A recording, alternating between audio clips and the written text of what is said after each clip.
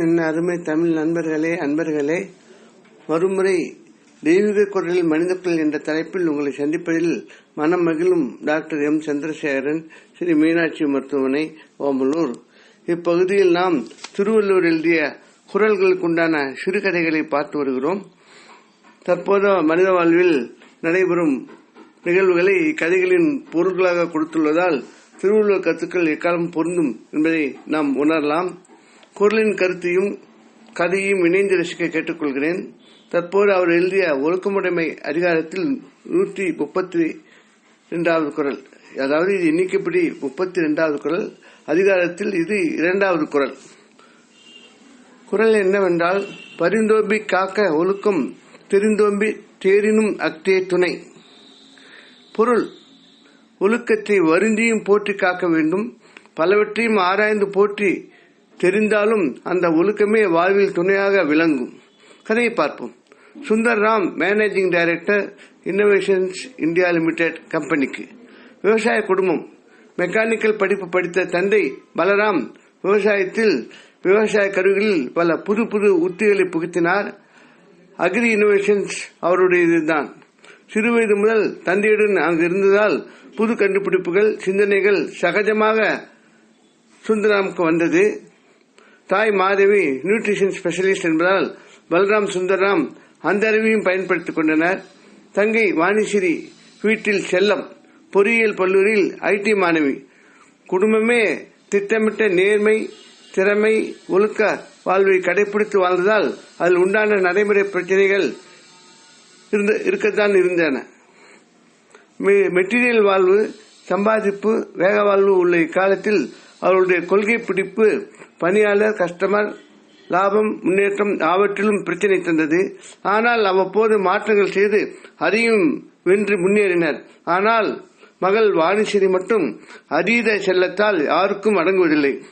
உலகம் பிறந்தது எனக்காக என்ற மனநிலையிலேயே வளர்ந்தால். சுந்தர்ராம் பொறியியல் படிப்பில் திறமையுடன் தேடி பல வெளிநாடுகளில் பல பிரபல கம்பெனிகளில் பயிற்சி 3 வருடம் பெற்று இந்தியா வந்து அப்பாவின் அக்ரி இன்னோவேஷன்ஸ் என்பதை இன்னோவேஷன்ஸ் இந்தியா லிமிடெட் ஆக்கினார். பஞ்சபூதங்கள் உலகின் எல்லா செயல்பாடுகளும் அவருடைய ஆராய்ச்சி செய்முறையில் அடங்கின. மாடர்ன் லேப், பெரிய தொழிற்சாலை, நிறைய இளைஞர் பணி நியமனம் என்ற தொழில் வளர்ந்தது. கலாச்சாரம், பண்பாடு, திறமை, அர்ப்பணிப்பு, கூட்டு முயற்சி, தரம் என்பவையே தாரக மந்திரங்கள் அவரது கம்பெனியில். விண்வெளி ஆய்வு உபகரணங்கள் முதல் எளிய டைலரிங், குக்கிங் உபகரணங்கள் வரை ஆய்வு செய்யப்பட்டு உற்பத்தியாகிய மார்க்கெட்டிங் வந்தது. வாணிஸ்ரீ மட்டும் இந்த கட்டுப்பாடுகள், கொள்கைகளை பெரிதாக எண்ணாமல் படிப்பு முடிந்ததும் காதலித்த வகுப்பு தோழனுடன் திருமணம் செய்து ஐடி இன்னோவேஷன்ஸ் தொடங்கினாள்.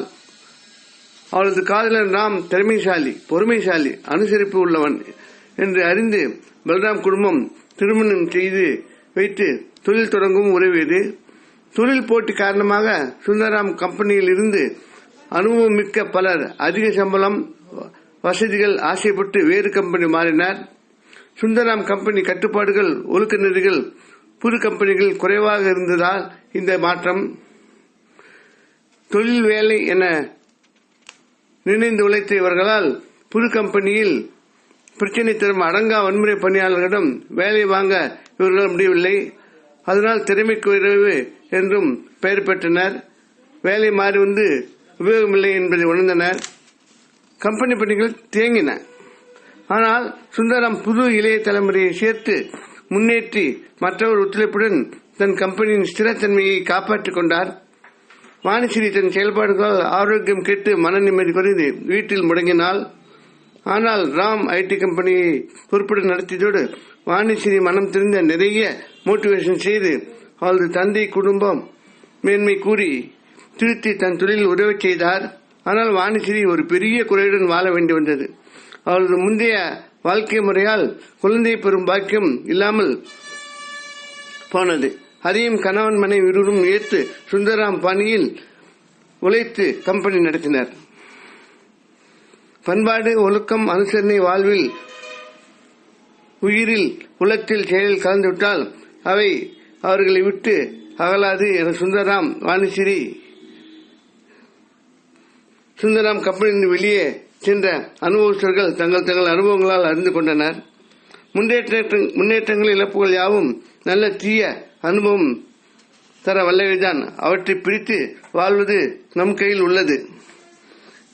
இதனையே இக்குறளில் வள்ளுவர் வலியுறுத்துகிறார். ஒழுக்கத்தின் மேன்மையால் எதையும் வெல்லலாம். ஒழுக்கத்தின் மேன்மையால் பொறுமை காப்பதில் வெற்றி நிச்சயம் என்பது இந்த குறளின் கருத்தும் கதையின் கருத்தும் ஆகும். இத்துடன் கதை முடிகிறது. வேறொரு குழுடன் அதன் கதையுடன் பொருளுடன் உங்களை சந்திக்க விரும்பும் டாக்டர் எம் சந்திரசேகரன், ஸ்ரீ மீனாட்சி மருத்துவமனை, ஓமலூர். இக்கதையில் வரும் படங்களும் நிகழ்வுகளும் கற்பனையானவை, யாரையும் குறிப்பிடுவன அல்ல. அவை கதை சொல்ல வந்தவை.